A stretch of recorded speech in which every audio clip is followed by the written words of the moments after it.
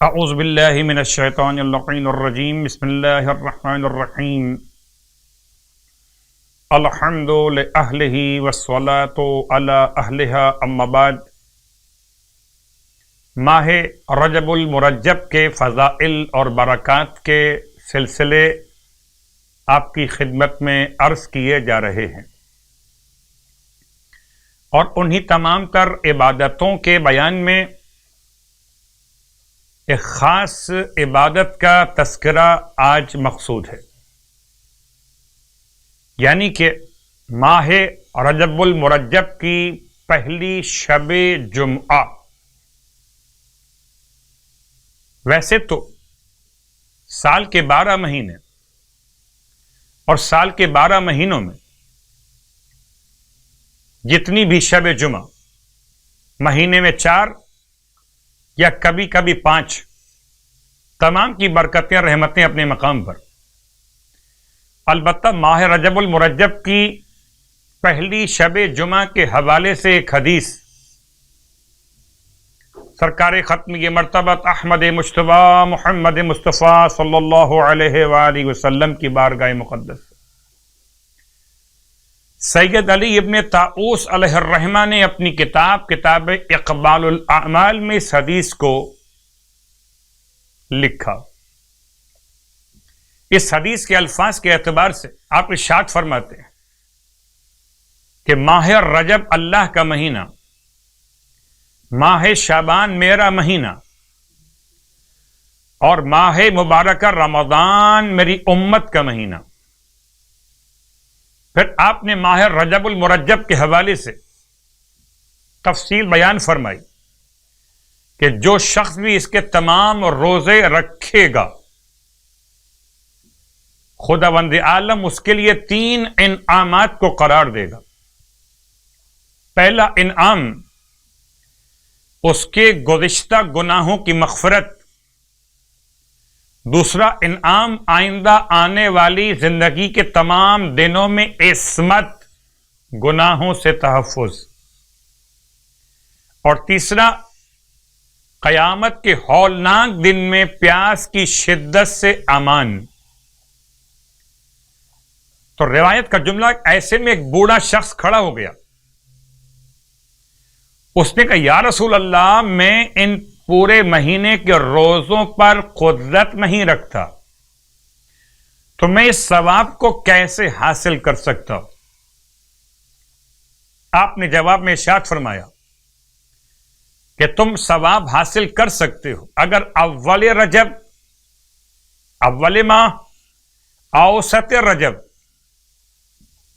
اوسط ماہ، اور آخر رجب یعنی پہلی 15 اور 29 تاریخ، یہ 3 دنوں کے روزے رکھ لو کہ پہلا روزہ 10 گنا اجر و ثواب کے ساتھ 10 کے برابر، پھر 20، پھر 30، 3 روزے 30 کے برابر، ماہ رجب المرجب۔ پھر آپ فرماتے ہیں مت غافل رہنا اس ماہ مبارک رجب المرجب کی پہلی شب جمعہ سے،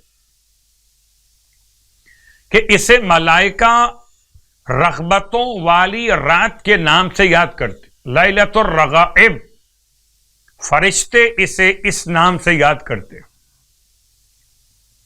ارشاد فرمایا اللہ کے حبیب نے، اور ایسا اس لیے جب رات کا تیسرا پہر شروع ہوتا ہے تو ایسے میں سارے فرشتے، کوئی فرشتہ باقی نہیں رہتا، سب کے سب مکۃ المکرمہ کے حرم خانہ کعبہ کے پاس اتر آتے، اور سب پر خدا اپنی رحمت اور نورانیت کو نازل کر دیتا ہے۔ پھر خدا اپنے فرشتوں سے سوال کرتا ہے کہ تم کچھ طلب کرنا چاہتے ہو تو طلب کرو تاکہ تمہیں عطا کیا جائے۔ تو فرشتے خدا سے التماس کرتے کہ پروردگار، ماہ مبارک رجب میں خاص طور سے اور آج کی رات میں مغفرت مانگنے والے روزے داروں کے لیے اپنی بارگاہ سے مغفرت عنایت فرما دے۔ خدا فرماتا ہے فرشتوں میں نے ان کی مغفرت کو لکھ دیا. اس اعتبار سے رغبت یعنی چاہت، امید، خواہش بڑے ثواب کی رات. پھر آپ نے اس رات کے اعمال کو بیان کیا کہ جن اعمال کو شیخ عباس قمی نے کتاب مفاتیح الجنان میں بیان کیا. کہتے ہیں کہ پہلی شب جمعہ لیلۃ الرغائب، رغبتوں والی رات، اس شب کے لیے اللہ کے رسول کی بارگاہ مقدس ایک نماز نقل ہوئی جس کے فضائل بہت زیادہ، جنہیں سید نے کتاب اقبال میں شیخ عباس قمی کہتے ہیں، اور علامہ مجلسی نے روایت اجازہ بنی زہرہ میں ذکر فرمایا. ان میں سے ایک یہ کہ اس نماز کی برکت سے کثیر گناہ معاف ہو جاتے، اور قبر کی پہلی رات یہ نماز بحکم خدا، قبر کی پہلی رات یہ نماز لیلۃ الرغائب کی نماز بحکم خدا، خوبصورت بدن، خندہ چہرہ، صاف اور شیریں زبان کے ساتھ آ کر کہے گی، اے میرے حبیب خوشخبری ہو تجھے کہ تو نے ہر تنگی اور سختی سے نجات پالی ہے. وہ شخص پوچھے گا کہ تو کون ہے؟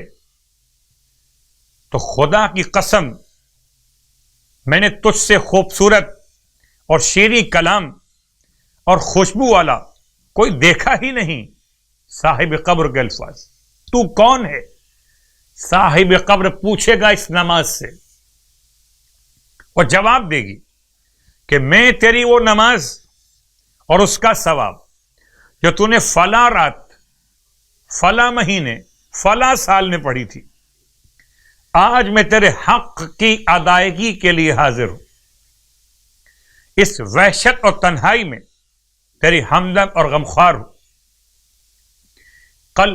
کل روز قیامت جب سور پھونکا جائے گا تو میں اس وقت تیرے سر پر سایہ کروں گی. بس خوش اور خرم رہ کہ خیر اور نیکی کبھی تجھ سے دور نہیں ہوگی. اس بابرکت نماز کی ترکیب یہ کہ ماہ رجب کی پہلی جمعرات کو روزہ رکھے اور شب جمعہ مغرب اور عشاء کے درمیان 12 رکعت نماز پڑھے. 12 امام کے ماننے والے. پہلی شب جمعہ ماہ رجب 12 رکعت نماز، یعنی کہ 6 نمازیں 2 رکعت کر کے پڑھی جائیں گی. نماز کی نیت نماز لیلۃ الرغائب 2 رکعت بجا لاتا یا بجا لاتی ہوں رجاءً قربتاً الی اللہ.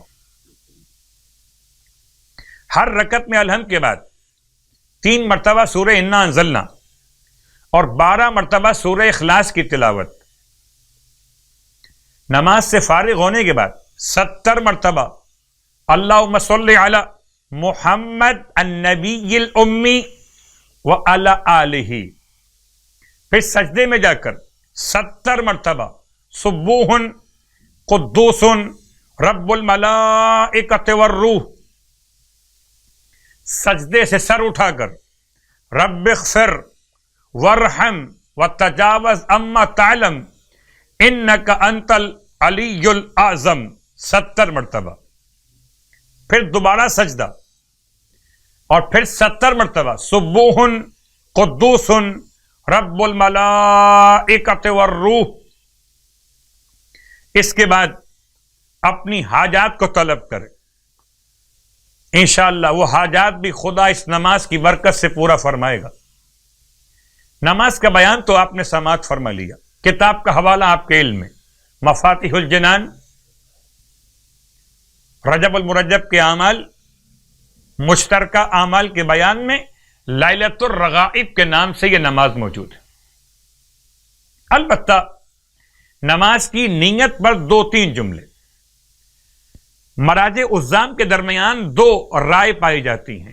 بعض مراجع عظام اس کے استحباب کے قائل ہیں، بعض اس کے استحباب کے قائل نہیں ہیں.